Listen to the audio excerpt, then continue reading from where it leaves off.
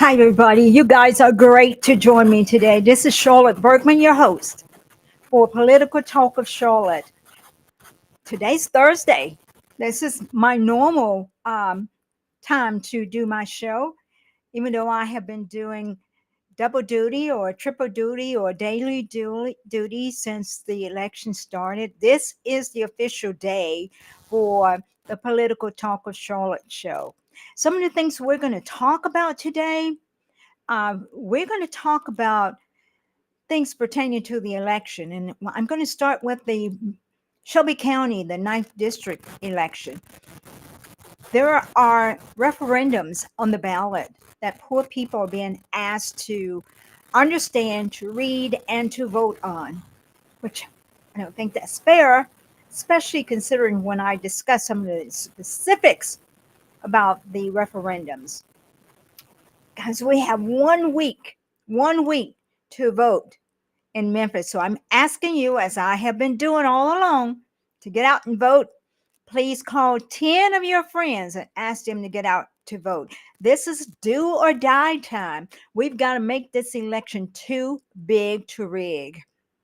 And I'm hearing that some people are getting out in the suburbs and in the areas around Memphis that houses a number of the young professionals. We're going to talk about Nate Silver and his, Nate Silver. I'm going to discuss that later, the details about Nate Silver, but he's now having an epiphany. And he said, well, I've got a gut feeling about the election. So we'll find out what his gut says about the election. And then Carmela has been attending town hall meetings, but she got slammed at the town hall meeting last night with CNN. So we're going to discuss that when we get back. So thank you for joining me. I do appreciate you joining me. I see some of my friends have joined already. Look at here. Yes, I take that. I claim that congresswoman or congressman because you guys, I have the best secret in the world. I got the greatest team in the whole wide world working for me working for you actually to make this community the best community that there is. And whether you like it or not, we're taking our country back.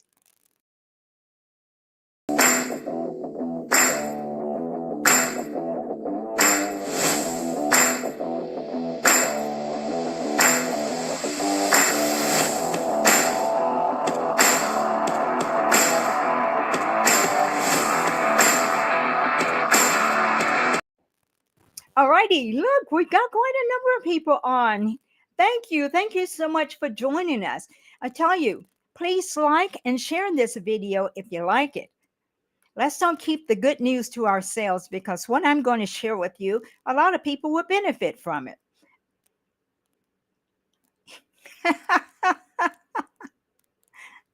So please, as I said, please share and like.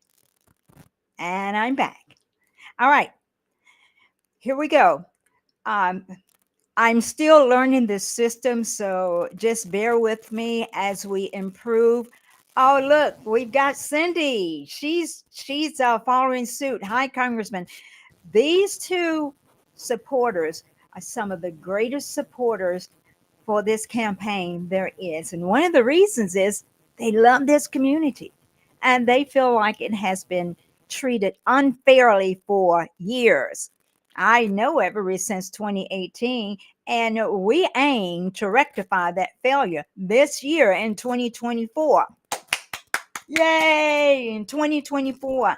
I see that there are some people who have joined and they have not commented, but that's okay.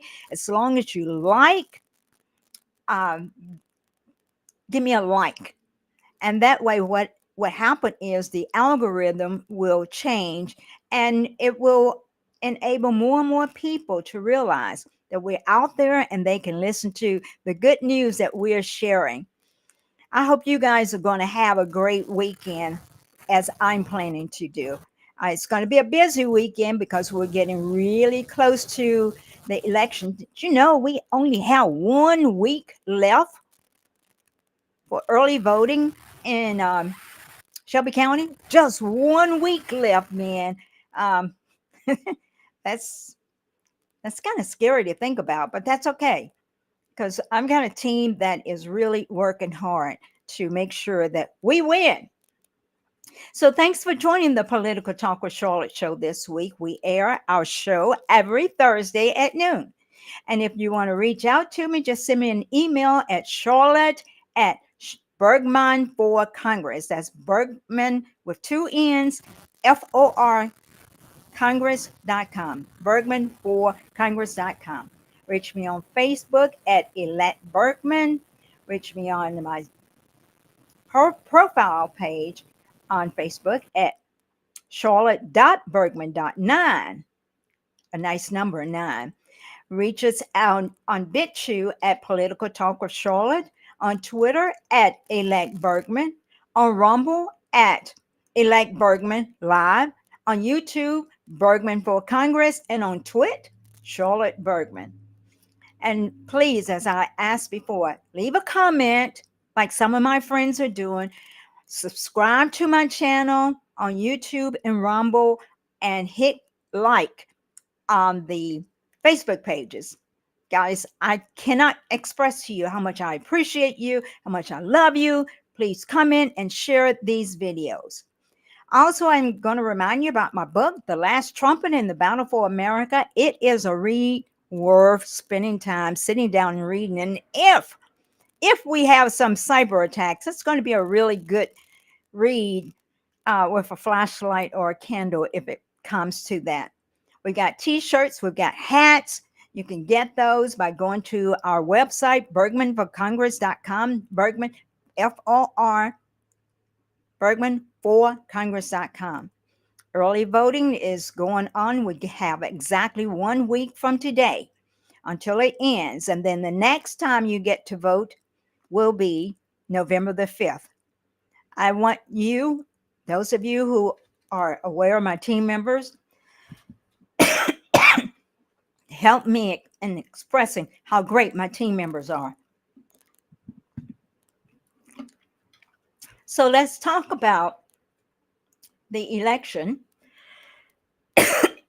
Excuse me. I apologize for that. I really apologize for that. So I want to show you all what is happening in Shelby County in terms of the votes as of today, as of a couple of days ago. Can you see this? Let me get me out of the way.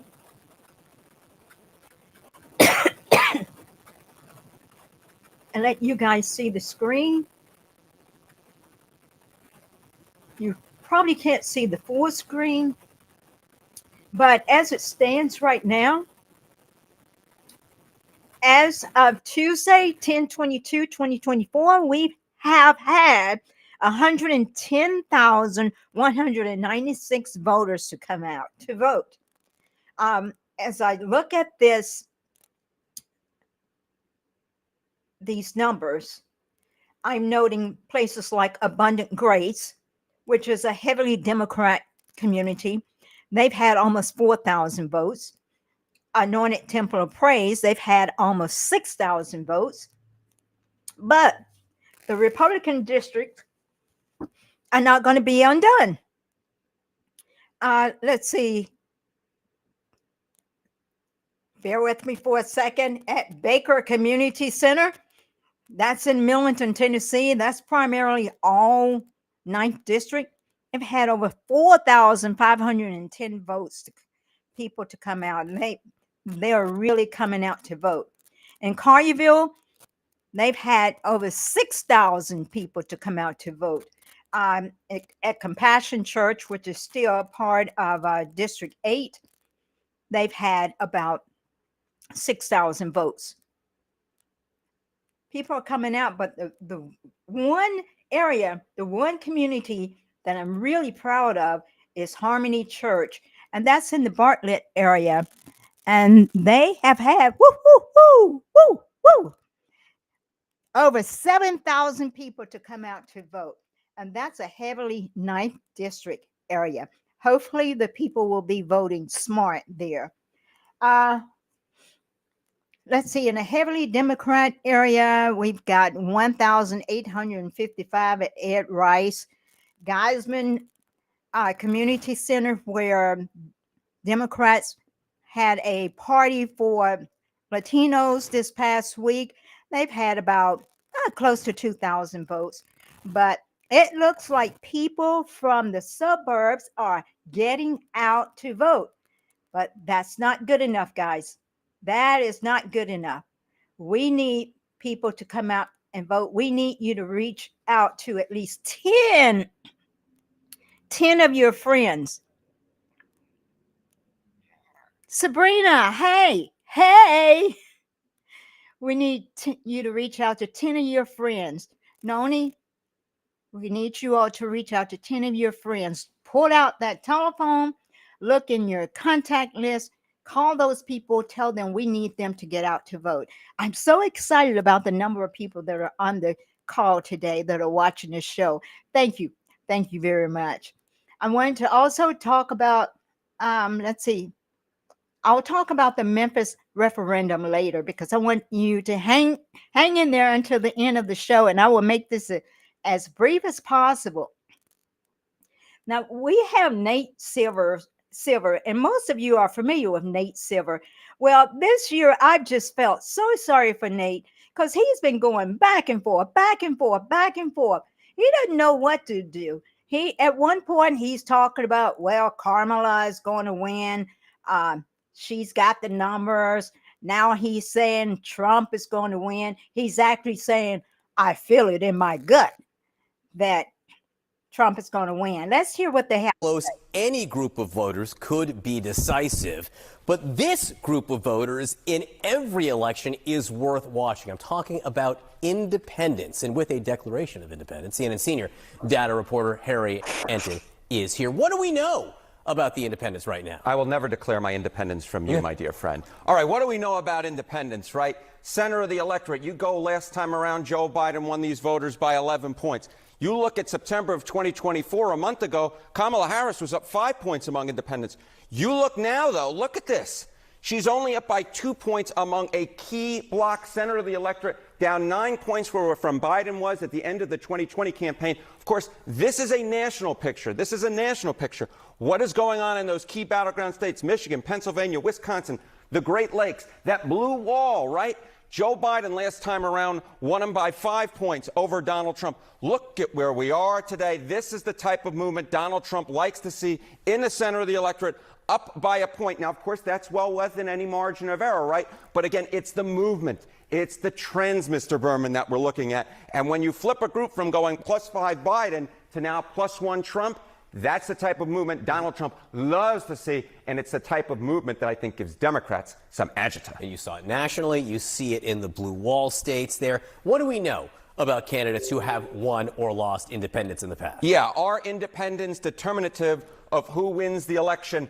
Usually the way independents go, so goes the nation. So candidates who won independents in elections since 1952, look at this. Won independents, won the election 15, lost the election despite winning independents, just 3. So it is possible to lose independents and win the election, but the bottom line is that's only happened 3 times. It was Nixon in 68, it was Ford in 76, and it was Kerry in 2004. Normally when you win independents, John, it's a very good sign for your chances to win the election. All right. It looks like Trump has it by 1 point, but that's okay. We're not taking anything for granted. Remember 2022, guys. Don't ever forget 2022. Everybody was saying, oh my gosh, there's going to be a red wave. There's going to be a red wave. Do not trust these polls. Either way, do not trust the polls saying that Trump is winning. Don't trust the polls saying that Kamala is winning. Get your butt out to vote. Oh, did I say that? Yes. Get your butt off the couch and get out to vote. I mean it. I mean it with all my heart. Now, let's discuss Miss Kamala for a second. There is a video out. There's a video out about Miss Kamala. And I want you guys to judge it for yourselves.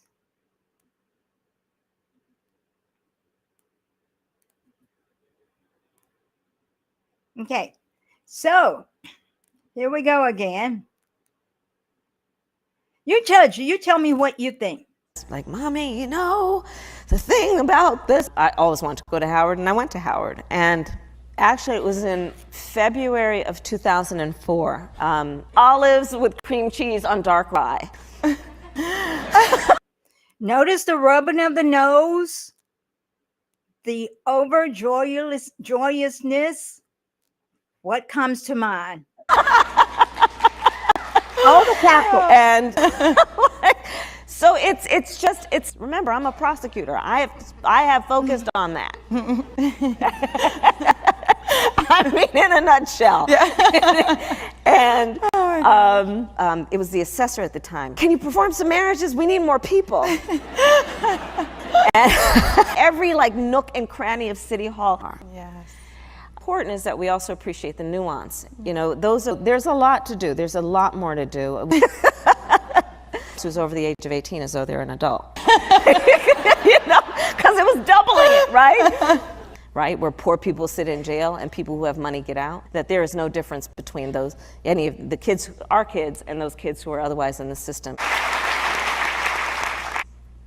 So, for example, not to sell you a bag of you know what, but it was difficult to do. It was, in large part, I've got big signs, Dreamers Welcome Here. I've got the rainbow flag, and they were like, "Why are you putting the rainbow?" I had to get permission, but I got it. Whatever. And I was like, "Yo, Ran." So, you know, hey, Ran, how you people doing? With it? Good? You know.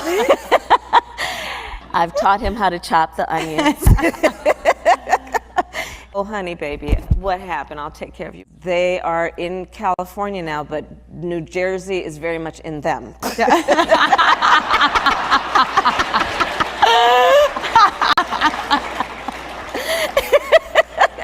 Then, you know, and they're originally from Brooklyn. Okay, so the first time I meet my mother-in-law, she looks at me, she puts my face in her hand.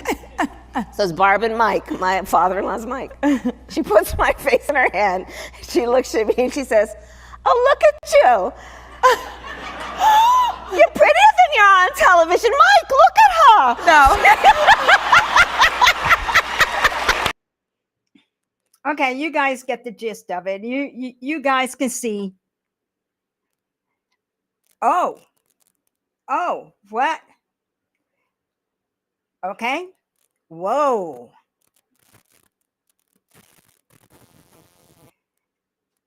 It showed up on Twitter today, so I don't know if it's how recent it is. It showed up 2 hours ago on Twitter. I'm also wanting to show you guys the town hall meeting that she had. And you tell me whether you think it was a successful town hall meeting. And remember, it was in a friendly neighborhood. It was on CNN. So I want you guys to watch it, and I want you guys to judge for yourselves. What do you think? Do you think this was... Let me get this started again. You're just in a hurry. Just bear with me. Let me bring you up here.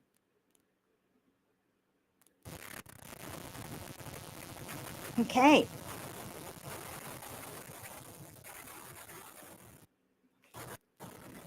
Here we go. Is there something you can point to in your life, political life or in your life in the last 4 years, that you think is a mistake that you have learned from? I mean, I've made many mistakes, and they range from, you know, if you've ever parented a child, you know you make lots of mistakes too. In my role as vice president, I mean, I've probably worked very hard at making sure that I am well versed on issues, and I think that is very important. It's a mistake not to be well versed on an issue and feel compelled to answer a question. Is there something you can point to in your life, political life or in your life in the last 4 years, that you think is a mistake that you have learned from? Okay, guys, I let you hear that multiple times because, yes, Candace is really getting to her as well as Judge Joe Brown. But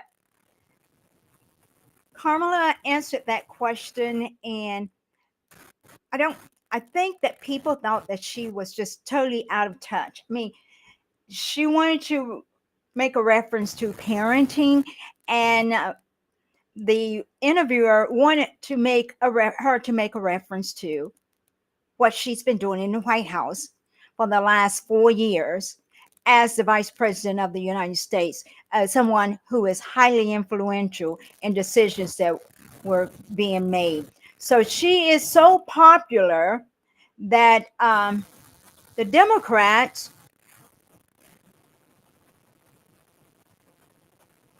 are posting this wonderful picture. Can you see that? They want somebody else. They are not happy with Kamala. Who would you think who do you think should abandon Harris in 2024? Personally, I'm going to stay out of their business. They're not asking me, so I'm going to stay out of their business. But again, I want to ask you to consider supporting my show, watching my show, sharing my show with your friends and people that you know. Please share my show because I really need your support.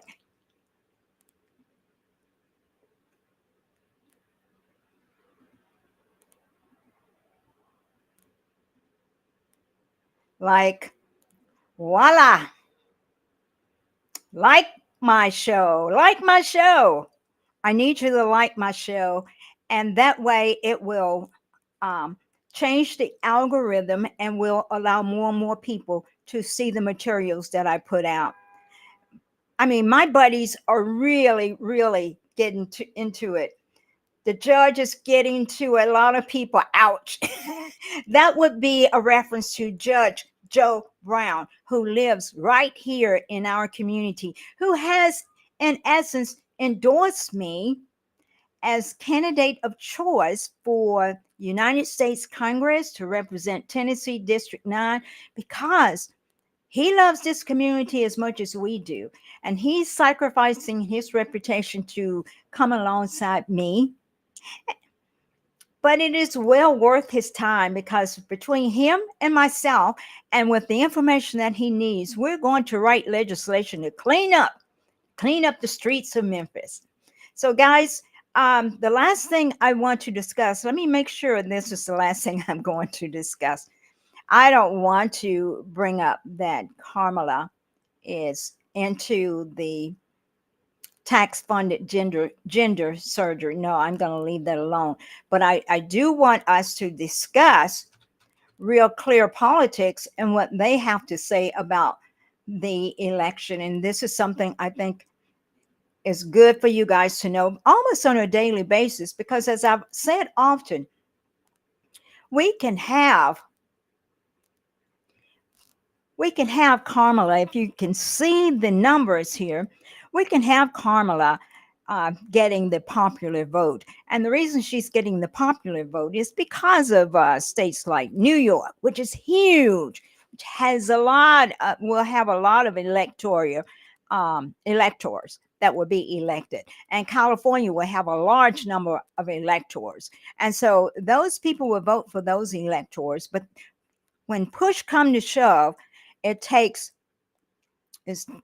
270 electors to win the presidency of the United States. And I've got an issue here. Okay. My screen has a mind of its own for some reason. It wants to show you what's happening in Germantown. And I don't want it to show you what's happening in Germantown. I want it to show you that in the electoral college areas, Trump has will have 312 votes according to the projected um, poll average. And Kamala will have only 226. That means, based upon these numbers, she will not be the president.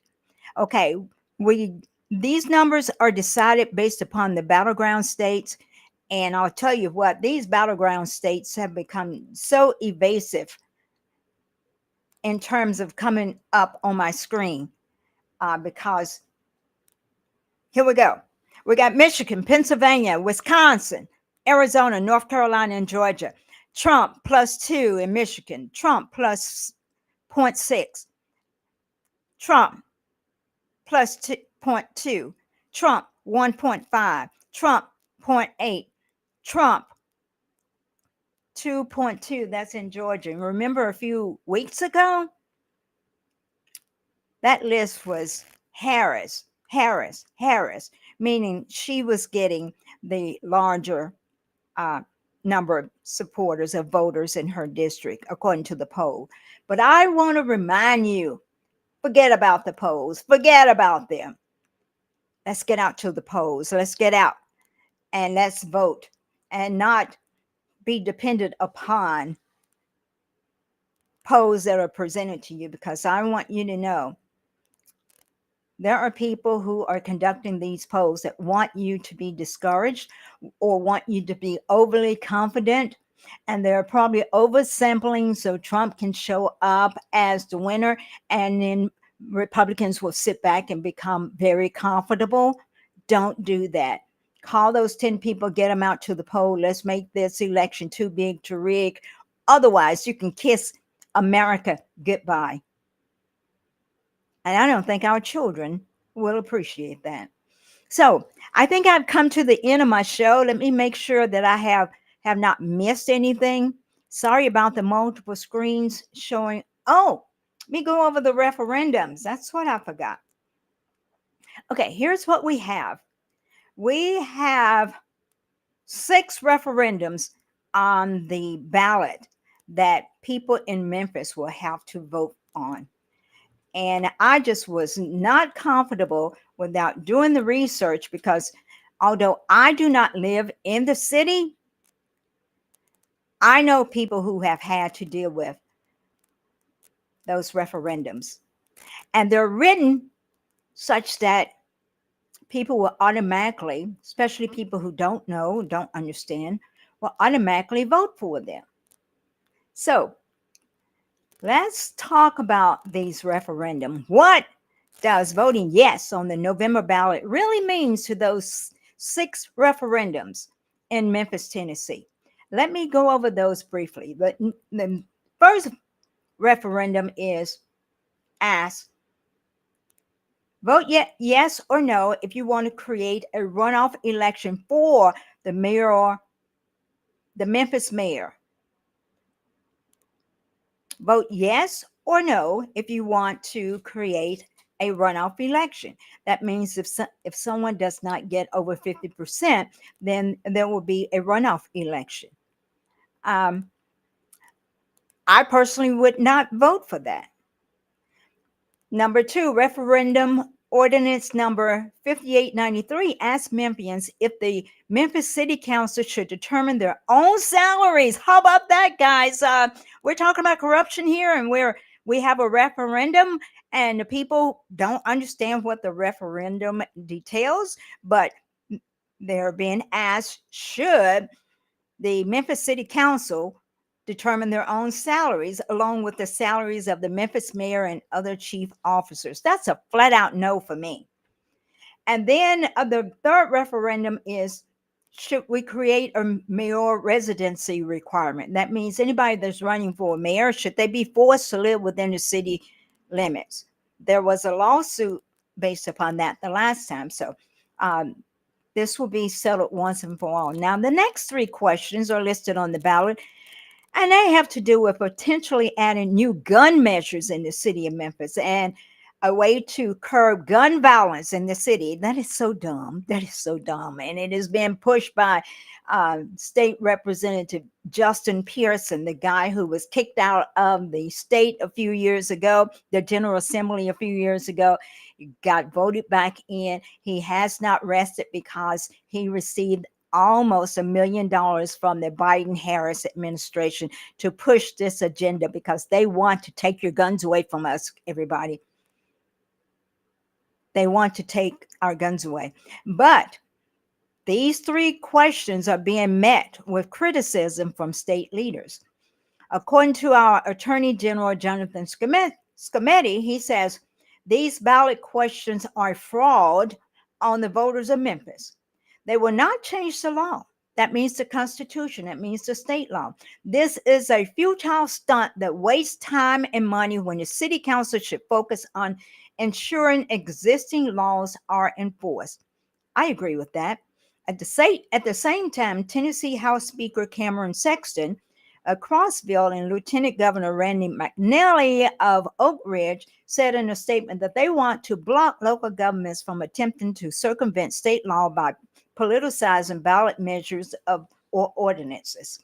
So I don't know what they're going to do about it, but when the session opens up, no matter what is being voted on, they can pass at the General Assembly level, at the state level, a real bill that says no city can circumvent state law by politicizing ballot measures or ordinances.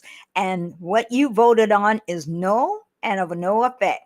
Okay, so here are the details pertaining to the last three, and then I'm out of here. The last three referendums to vote for the amendment would mean you want to see those restrictions put in place. The first one is permitless carry ban. It means, can you bring a gun into the city of Memphis? This referendum ordinance 5908, which is the first question, asks Memphians if they would like to see a ban on carrying a gun without a permit or having a gun in their car without a permit in the city of Memphis. Well, the city of Memphis is so dangerous now. You pretty much need a gun to protect yourself after you've trained and understand how to use the gun. But the innocent citizens in Memphis would be left defenseless because the criminals aren't going to give up their guns. So a criminal knocks on your window and while you're in your car and points a gun at you. Under normal circumstances, if you have a gun, you can point the gun back and let's see who draws first. Or you can allow that criminal to knock on your window. You let the window down and boom, bow, you're shot in the face and you don't have any defense. This second question is about assault weapon ban. What is an assault weapon? The weapon doesn't assault anybody unless the trigger is pulled. Where do they get this crap from? The third question is extreme risk protection orders. This is referendum ordinance number 5908. This is the third question, is the final and longest one on the ballot. And it asks Memphis if the courts should be allowed to take someone's gun away from them if they are found to be a significant danger or extreme risk to themselves or others. So this is one of those red flag laws. And what it means is, if I don't like you, John Doe, I can call the courts and say, you're a bad person. And you could be brought up on charges. And how could you defend yourself when, say, that person gets multiple people to testify that you are a bad person? Well, with this ordinance, it takes away your rights as a citizen, and it takes away your Second Amendment right based upon hearsay from another person. So I presented those explanations to you. You think about how you want to address these referendums. And personally, I say no. Bob, you've joined the show. Hi, how are you? Thanks for adding your input. Talk about Judge Brown and his talk with Kenneth Owen. He knows so much. He certainly does know a lot. He actually attended a fundraiser that was held for us a week ago by my dear friends Lori and Karen, and it was a splash, and he was so good. But he also, at another event for us, spoke a little bit more about the real, true Kamala Harris. And there is some stuff that's going to come out. So keep your head on a swivel. Pay attention to what's going on and don't fall asleep, and certainly get out and vote your conscience. And go to YouTube and do a search on Judge Joe Brown and Candace Owens. Do that search on Judge Joe Brown and Candace Owen. Sabrina? Okay, I'm glad I was able to help. You guys, I'm going to say goodbye now because I don't want this video to be very long. But thank you all for joining me today. I look forward to seeing you guys soon at the polls. At the polls. Don't rest until you have cast your vote. And yes, the lines are long. But man, it is so worth it. And you'll feel so good after you have cast your vote for democracy, because our opponents, they're ready to take your rights away. I love you guys. Be blessed. Have a great weekend. Hug your family. Love your spouses. Love your children. Love God and love this country, as I know my friends do. I'll talk to you.